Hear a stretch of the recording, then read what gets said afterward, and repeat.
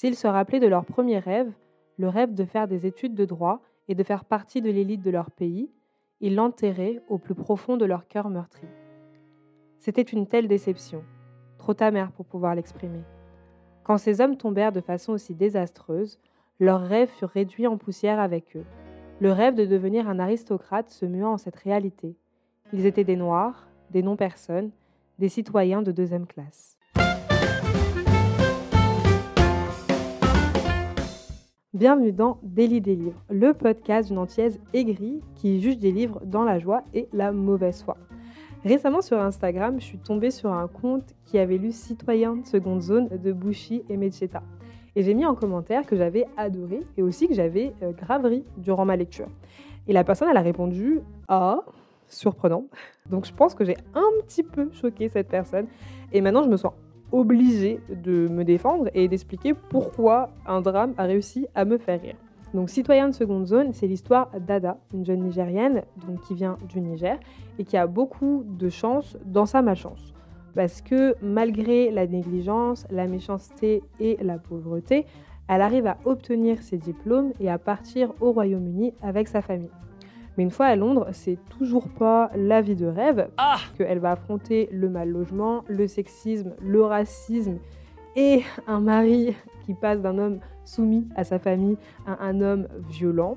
Donc je reconnais que cette histoire a absolument rien de drôle, mais, parce que oui, il y a un mais, Citoyen de seconde zone, c'est un pamphlet contre les hommes inutiles avec un personnage principal qui lance des piques plus vite que l'éclair.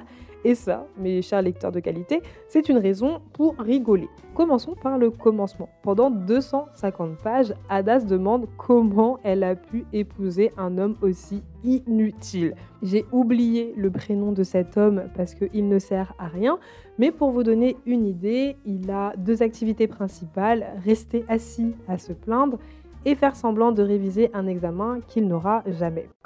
Okay. Et malgré ça, le petit gars est persuadé qu'il est la personne la plus importante de l'appartement parce qu'il est un homme, alors que il participe à 0 dépense. Vraiment, ce gars, c'est le culot dans toute sa splendeur. Donc oui, quand Ada le regarde et se demande comment un homme aussi médiocre peut réussir à survivre dans ce monde, je rigole, et je rigole encore plus fort quand elle le dit à haute voix pour que son mari l'entende.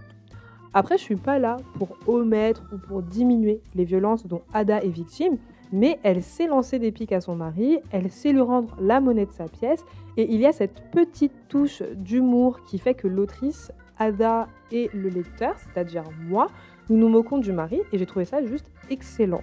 J'ai souvent souri aussi devant la naïveté de Ada, parce qu'elle est très terre-à-terre, elle est intelligente, mais ça l'empêche pas de déchanter quand elle se rend compte que les blancs sont capables de mentir. Genre un truc super basique, elle, quand elle découvre ça, vraiment elle tombe des nues.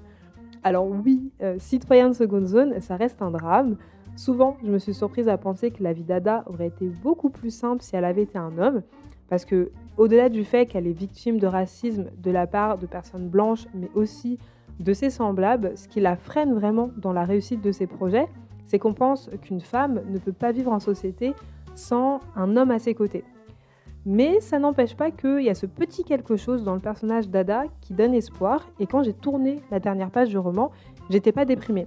Il y avait cette petite voix tout au long de l'intrigue et qui m'a accompagnée quand j'ai terminé le livre, qui me disait de ne jamais abandonner, parce que finalement, on ne sait pas ce que l'avenir nous réserve.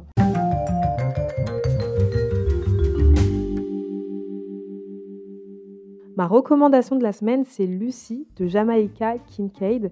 C'est un roman qui parle aussi d'immigration et on va suivre Lucy qui quitte l'île d'Antigua et Barbuda pour être une fille au pair à New York. Et comme avec Citoyen de seconde zone, quand Lucy arrive à New York, c'est l'occasion pour elle de prendre son indépendance, de comparer la culture de son île à celle de New York, mais elle réalise aussi que ce qu'elle avait imaginé des États-Unis est très différent de l'expérience qu'elle a une fois dans le pays. Et voilà, c'est tout pour mon avis sur Citoyen de seconde zone de Bushi et Mecheta. La semaine prochaine, on se retrouve pour parler d'un young adulte qui parle de guerre, de sororité et de voyage dans le temps. J'espère que mon retour t'aura permis de découvrir ta prochaine lecture ou mieux de t'éviter de perdre ton temps avec un livre qui ne te plairait pas. Et si tu lis par procuration, j'espère que tu auras passé un bon moment en ma compagnie.